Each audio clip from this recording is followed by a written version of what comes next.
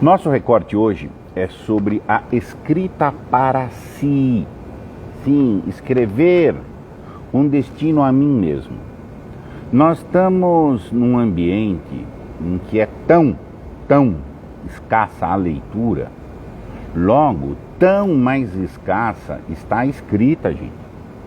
Nós estamos aqui criticando que ninguém mais sabe ler, ninguém mais lê, você está entendendo? Então imagina escrever. As pessoas estão escrevendo muito pouco, muito pouco e muito mal. Nem sabe para que escrever. E todas as vezes que a gente fala nessa miséria, a gente tem visto a linguagem também como comunicação. E não por esse lado constitutivo, que tem que ser o primar, gente. Para você ter o que bem comunicar, você tem que ter conteúdos, tem que ter o seu ser, tem que ter propriedade de saberes, de impressões, de vontades. Então você vai comunicar, inclusive pela linguagem, mas a linguagem não é o único meio comunicativo, ela é o único meio constitutivo. E a escrita que eu estou abordando aqui não é evidentemente a escrita comunicacional. Eu estou falando aqui da escrita para si, ou seja, eventualmente é intracomunicacional, mas é uma escrita num sentido de constituição. O hábito de escrever para nós mesmos faz parte do hábito da intralocução, faz parte do hábito da intradialética, faz parte do hábito, tá, da inteligência. Nós temos que nos associar conosco mesmo inteligentemente, porque nós somos múltiplos, para usar a expressão aí do próprio Fernando Pessoa, tá? E somos mesmo, nós temos uma polifonia de vozes, nós temos que fazer uma coesão. O nosso esforço para a liberdade é termos uma constância. E a escrita nos corrobora aí duas dimensões. Primeiro, eu devo escrever o que eu sei. Para quê? Para saber o que eu sei. Exatamente. Escrever as coisas que eu sei para saber o que eu sei. Que, por sua vez, para saber o que eu não sei. Tá? E também para descobrir que eu sei coisas que eu não sabia que sabia. Exato. O saber tem uma relação reflexiva. E essa relação reflexiva conosco tem que ser apresentada para nós mesmos. Isso é o domínio de uma escrita para si. O caminho clássico dessa escrita é o artigo ou o ensaio. Eu não estou falando aqui de escrita na anotação, ou na sinopse, na marcação. Estou falando na escrita. Ler um livro, escrever sobre ele, para mim mesmo. Fazer uma resenha, fazer um artigo com um comentário. O que muda o artigo do ensaio? O artigo é algo que acaba, ou pelo menos tem uma pretensão de dar cabo de um objeto, tratar de um desenvolvimento de alguma ideia sobre alguma coisa qualquer, e apresento, faço alguma reflexão e concluo. O ensaio tem essa estrutura, mas ele deixa uma porta aberta. O ensaio é o artigo que não acabou. O ensaio é o artigo que tem um fim de caráter provisório, que com o tempo ele vai ser revisitado para que se aprofunde ali. Escrever artigos, escrever ensaios sobre o que sabemos, nos dá clareza do que a gente sabe, do que a gente não sabe. Nos reafirma a propriedade daquele saber. Eu comecei a escrever artigos aproximadamente uns 3 anos e meio, 4 anos atrás. Escrevi aproximadamente 100 artigos. Como isso me ordena? Ler, guardar comigo aquele saber numa intralocução meramente verbal, tem seu efeito. Colocar no papel, para além de um registro sinóptico, mas discorrer, fazer uma dissertação minha para mim, nossa, como isso me engrandece. Isso tem uma recuperação de memória também. Quando eu volto, às vezes eu me assusto. Nossa, fui eu que escrevi isso há 2, 3 anos atrás? Não lembrava que eu tinha estudado isso. Não lembrava exatamente todos aqueles detalhes do que está escrito ali. Mas de eu rever a minha própria expressão eu causa rever o meu efeito muito rápido eu relembrar aquilo. É muito rápido a minha revitaminação daquilo. Segundo, me dá então essa possibilidade de síntese. Há um ponto da maturidade em que tem que ler menos e tem que reler mais. E quanto mais você reler o que você mesmo escreveu, nossa, isso te abre muitas perspectivas. Se você escreveu uma coisa, é porque tinha uma palpitação para você escrever 10. E por alguma circunstância você fez uma via. Você pode eleger uma via, tudo tem limite. Quando você relê e volta a esse ponto, você volta a um estado cognitivo lá de trás em que você teve que prestigiar um viés. Você retoma por outros lados. Mais que isso, você pode sintetizar. Você pode sintetizar esses saberes, um ensaio lá de trás, ou um artigo lá de trás com esse, com aquele. Você faz uma intertextualidade com seus próprios efeitos. O nome disso é síntese. E pelo processo de síntese, além de ser gostoso, além de você ver, nossa, eu progredi. Como eu escrevi há 3 anos atrás, como que eu escrevo hoje? O que eu sabia, o que eu passei a saber. Isso é muito interessante. Isso te dá um mapa da tua ignorância, inclusive, e quais são os aspectos que você tem que mexer e etc. Não subestime a necessidade da ordem. Nós temos uma necessidade de ordenar. A escrita é ordenadora. Por definição, ela é ordenadora. Ela ordena afetos por uma espacialidade com regras. Ela ordena um fluxo. É muito diferente você saber algo, achar que sabe, até tal ponto, até a hora que você escreve. E na hora que você for escrever, você pode descobrir os saberes que você sabia, só não sabia que sabia. Exato. Então, essa questão é muito o foco do desenvolvimento cognitivo, tem que escrever. Tá? Vai tonificar a memória, tá? Naquilo ali, vai ser um efeito seu, vai ser uma memória diretamente ali, vai aumentar a tua condição proprietária daquele saber. Aquilo vai para a memória de longo prazo com mais facilidade.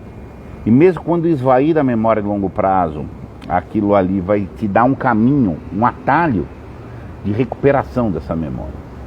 Então essa é a primeira dimensão da escrita, diretamente ligada à ordenação dos teus saberes. Você vai deixar esses artigos públicos, ensaios, muito que bem, mas primeiro é para você. Só que não confunda esse para você com, não, eu só fiz uma coisa que só eu entendo. Você só entende quando está ali na hora a tua sinopse. Mas você tem que escrever para você com começo, meio, fim, apresentar o assunto, mostrar o desenvolvimento, mostrar a conclusão, mostrar as fontes que você usou. Tá? Você tem que se tratar como um ouvinte de você mesmo. Tá? Não é porque o que escrevo é para mim, tá? Então, eu vou pressupondo um monte de coisas, as elipses famosas, feito se diz, os subentendidos. Não, tem que deixar tudo claro, tá? E aí vai ter esse efeito progressivo da sua cognição, tá? Mas mais que isso ainda, tá? Faltou falar um detalhe aqui, o estilo. Você vai desenvolver o estilo. É pela escrita que o seu estilo vai ficando mais marcante. E esse estilo vai ter um efeito retroativo. Importante. Retroativo quer dizer é o efeito que retroalimenta a causa, tá? Nesse tipo de sentido. Nós faremos oportunamente um trabalho só sobre o estilo. Tá? Agora tem um segundo motivo pelo qual, tem uma segunda dimensão pela qual a gente tem que escrever muito para nós, que não é propriamente só cognitiva. A cognição está nesse domínio do significado, do entendimento, tá? Dessa descoberta e etc. Progressiva, acumulativa, vai aprofundando. Agora tem uma outra dimensão igualmente importante, que é a dimensão expressiva. Para eu lembrar de mim. Uma coisa é eu lembrar do que eu sei, lembrar dos meus saberes, lembrar da minha progressão, orientar a minha progressão, tá? Enquanto a minha relação com os objetos. Cognição é essa relação com os objetos, tá? Que vão ser abstraídos, os objetos da realidade. Agora tem que lembrar de mim. Eu também sou. E esse domínio do eu é o domínio da expressividade. Pouco importante num primeiro momento, na expressividade, os porquês, o fluxo causal. Ah, mas eu tenho que falar como eu estou. Eu tenho estados afetivos flutuantes, ininterruptamente flutuantes. Tá? Ah, e que eu sou a somatória disso. Eu sou essa flutuação. Eu tenho que entender isso e tenho que guardar para mim. Isso existe a poesia, existe a crônica. Ah, tá tudo muito chato. Escrevi, tá tudo muito chato. Eba, friozinho na barriga hoje. Ai, que gostoso, parece que eu estou saltitando. Você não falou nada do ponto de vista factual, como de uma externalidade que não, o seu estado. Mas esse estado é registrado. O que o poeta faz? O poeta registra estados. O verso do poeta, ele é o verso da alma dele. O poeta é um nu. Se a gente está falando que o ensaio sincero, o artigo sincero, é para si, e tem que ser sincero e tratarmos-nos objetivamente, nem que eu vá mostrar esse artigo, o poeta mais ainda. A grande força do poeta é a nudez. O poeta põe a nu a alma dele. Quando você lê uma poesia, você está lendo um estado, você está vendo uma alma. Você não está vendo a referência daquilo.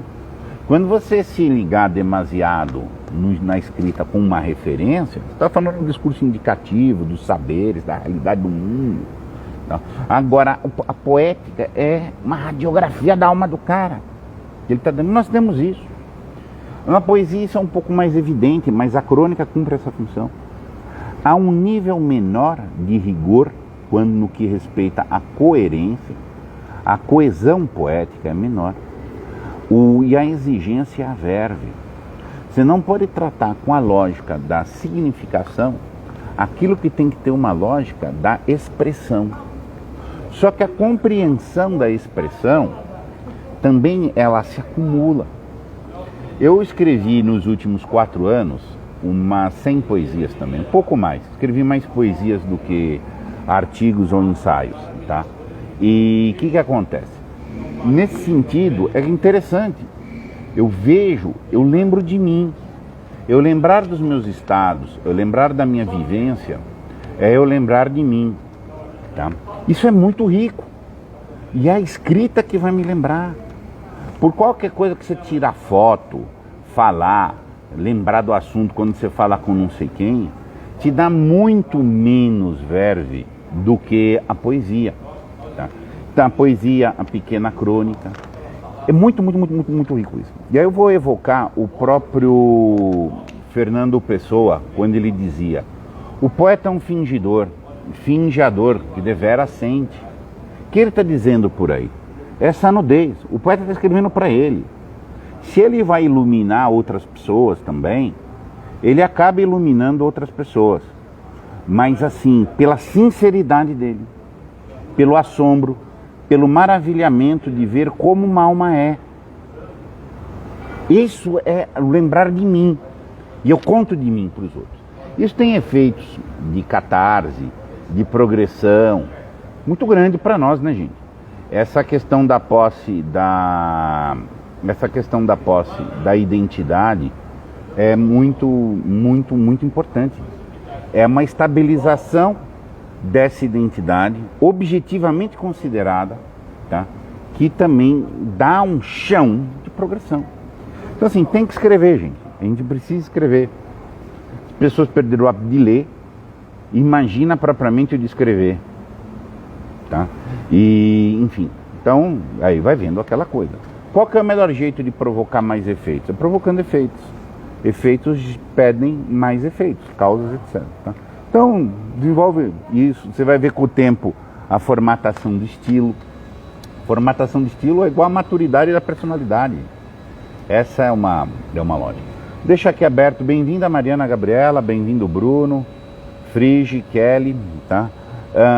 Deixa aqui aberto se alguém tem algum comentário. Senão a gente volta amanhã. E vamos todo mundo escrever, né, gente? Todo mundo está aqui convidado a escrever. Escreva, escreva, escreva. Quando você começar a escrever, não seja muito rigoroso, mas muito rígido no começo, mas naturalmente você vai desenvolver um padrão de rigor. Vai escrever um estado, isso. Naturalmente você vai achar um caminho. Você vai forçando uma estrutura que você força um caminho que vai ter. Seria ter a posse da palavra como forma de traduzir sentimentos? Sim. Se muitas vezes, essa questão é muito complexa, tá? Para você entender seus sentimentos, você precisa ir registrando. A palavra é uma forma de registro boa. Quanto mais você registra, mais você vai percebendo profundidade que dava para ter registrado mais. E então, por exemplo, tô triste, tô tristinho. É uma tristeza alegre, uma tristeza suave. Riso. Existe o riso de dor, existe o riso de tristeza, o riso de isso, de aquilo. A compreensão da expressão e a capacidade de expressar são muito ligadas a uma progressão da percepção. É muito difícil, tem pessoas que não sabem expressar de si. Não sabe nada, tô feliz, não, tá legal, não tá legal. Diz nada isso. Nada, nada, nada. Só diz praticamente que é uma apatia.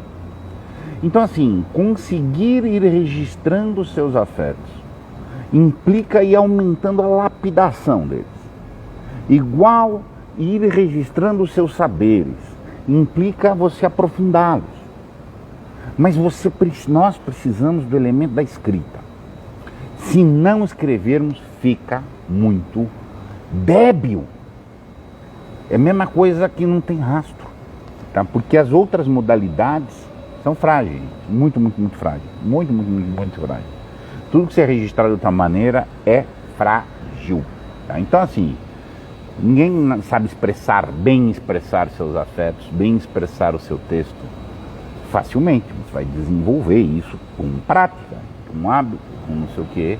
E cada vez você consegue ir mais fundo e etc. Agora, as pessoas estão com preguiça, gente. Preguiça mesmo de escrever. Escrever dá concentração, cansa, dá esforço. As pessoas estão com preguiça de viver. Isso aqui é a realidade. A estrutura da dispersão é uma preguiça de ser. Porque ser é estar atento. Estar atento é fazer exercício. Queima energia cerebral. Da fome, exato, é músculo operando, gente. Então, meus caros, vamos à escrita. Um abraço.